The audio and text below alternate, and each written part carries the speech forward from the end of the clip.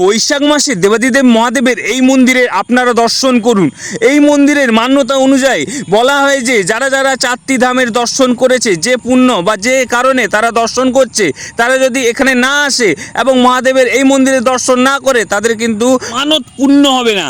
এবং এই মন্দিরের পাশে বয়ে চলেছে মা গঙ্গা, যেখানে 25 কিলো থেকে 30 কিলো একটি কচ্ছপ রয়েছে, যারা মানুষের হাত থেকে খাবার খায়। আর দেখতেই পাচ্ছেন এতগুলি ষাঁড় কার জন্য অপেক্ষা করছে জানো?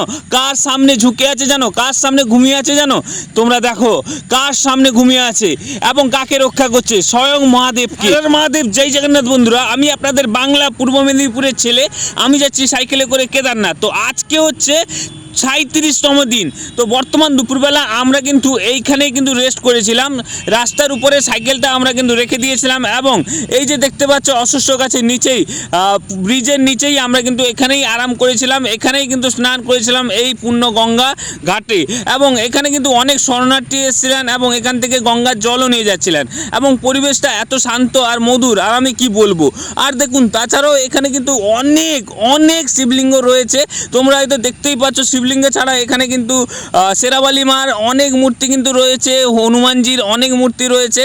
আর একটা আপনাদেরকে কত পুরাতন মূর্তি দেখাচ্ছি, দেখো হনুমানজি।